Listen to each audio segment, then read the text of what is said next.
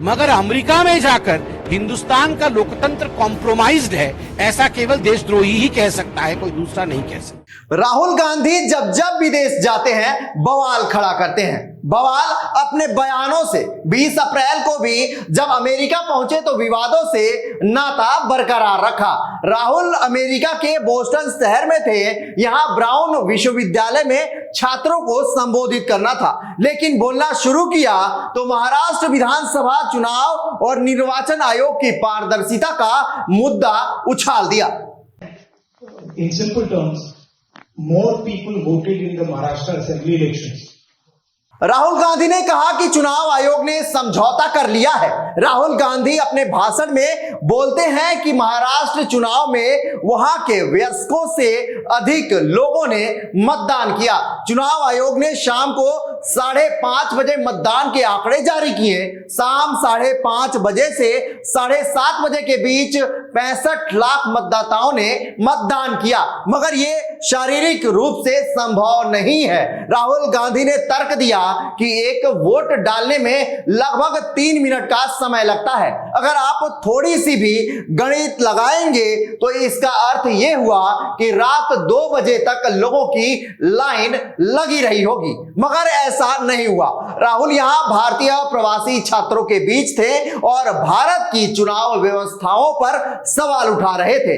लेकिन यह पहली बार नहीं था जब विदेशी धरती पर राहुल अपने ही देश और सरकार के खिलाफ बोल रहे थे। राहुल ऐसा कई बार करते रहे हैं और इसी को लेकर सवालों के घेरे में रहते हैं। राहुल गांधी इस बार भी जब अमेरिका पहुंचे और इंडियन ओवरसीज कांग्रेस के अध्यक्ष सैम पित्रोदा ने उनका स्वागत किया, वहीं सैम पित्रोदा जो अपने विवादित बोल को लेकर चर्चाओं में रहते हैं। चुनाव के वक्त पित्रोदा अपने बयानों के लिए जाने जाते रहे हैं। पित्रोदा ने राहुल के स्वागत में एक्स पर पोस्ट कर लिखा, राहुल गांधी आपका अमेरिका में स्वागत है। युवाओं, लोकतंत्र और बेहतर भविष्य की आवाज, आइए सुने, सीखें और साथ मिलकर निर्माण करें। और जब राहुल गांधी छात्रों के बीच पहुंचे तो मोदी सरकार को घेरना शुरू कर दिया। लेकिन राहुल के बयान पर बीजेपी अब करारा जवाब दे रही है। राहुल गांधी विदेशी भूमि में जाकर वही करते हैं जो वो कई दशकों से करते आ रहे हैं, भारत की बेइज्जती और भारत का अपमान। अमेरिका में राहुल गांधी ने भारत का अपमान किया है। ये कोई नई बात नहीं है, पहली बात नहीं है, ये एक सुर्खी है। वो लगभग 3 दिन की ट्रिप में यूएस पहुंचे हैं और विडंबना देखिए, जब यूएस के उपराष्ट्रपति भारत में है, उस समय यूएस की भूमि में जाकर भारत को अपमानित और भारत के लोकतंत्र के खिलाफ कहना, यह आदत ऐसी ही है कांग्रेस पार्टी की। आप याद करिए, जब कॉमनवेल्थ हो रहा था उस समय भी यूएस में जाकर और उस समय भारत में भारत के खिलाफ राहुल गांधी और उनके तमाम जो उनके नेतागण हैं वो कह रहे थे। राहुल जी अमेरिका में जाके इलेक्शन कमीशन को कॉम्प्रोमाइज्ड बताते हैं। वो कहते हैं कि महाराष्ट्र के चुनाव में जिस प्रकार का मतदान हुआ वो एक तरह से फर्जीवाड़ा था। महाराष्ट्र में भारतीय जनता पार्टी को और उनके अलाइज को जीतना नहीं था और कहीं ना कहीं इलेक्शन कमीशन ने हमारे साथ समझौता किया। मैं राहुल जी से पूछना चाहता हूं, राहुल जी, झारखंड भी तो उसी समय चुनाव हुआ था, क्या आपने इलेक्शन कमीशन के साथ झारखंड में समझौता किया था? आप एक बार सोरेन जी से पूछिए, क्या उन्होंने समझौता किया था इलेक्शन कमीशन से? प्रियंका वाड्रा उसी चुनाव में जो बाई इलेक्शन हुए थे, उसी समय उसी कालखंड में जो बाई इलेक्शन हुए थे, उस बाई इलेक्शन में वो जीत के सदन में आई पैलेस्टाइन का बैग टांग करके। आप बताइए, क्या प्रियंका वाड्रा ने रॉबर्ट वाड्रा की मध्यस्थता से इलेक्शन कमीशन के साथ कोई कॉम्प्रोमाइज किया?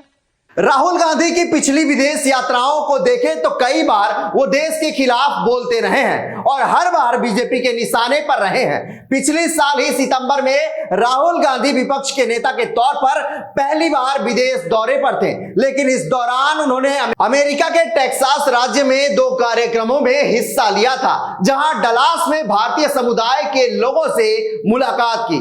राहुल ने तब भी कहा था कि भारत में सब मेड इन चाइना है, चीन ने प्रोडक्शन पर ध्यान दिया है, इसलिए चीन में रोजगार की दिक्कतें नहीं है। पिछले साल मार्च में राहुल गांधी ने यूनाइटेड किंगडम की यात्रा की थी। लंदन में राहुल ने यह कहकर हंगामा मचा दिया था कि 2014 में बीजेपी सरकार के सत्ता में आने के बाद से भारत में अभिव्यक्ति की स्वतंत्रता का दमन किया गया है। उसी यात्रा के दौरान राहुल ने कथित तौर पर यह भी कहा था कि भारत में सांसद होना काफी कठिन था। मई 2023 में भी राहुल ने अमेरिका की यात्रा की थी।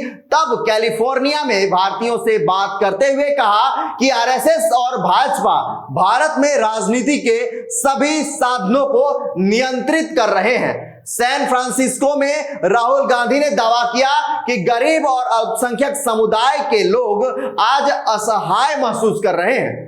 2022 में कैम्ब्रिज यूनिवर्सिटी में छात्रों को संबोधित करते हुए राहुल ने कहा था कि भारत एक राष्ट्र नहीं बल्कि राज्यों का संघ है। उन्होंने पीएम मोदी पर भी हमला करते हुए कहा था कि देश के लिए मोदी के नजरिए में हमारी आबादी का एक बड़ा हिस्सा शामिल नहीं है, यानी वो कहीं ना कहीं मुसलमानों को टारगेट करने की कोशिश कर रहे थे और विदेशों में इसका प्रचार प्रसार करने में लगे थे। ब्रिटिश लेबर पार्टी के पूर्व प्रमुख और सांसद जेरेमी कार्बिन के साथ राहुल की मुलाकात पर भी भारत में विवाद खड़ा हो गया था।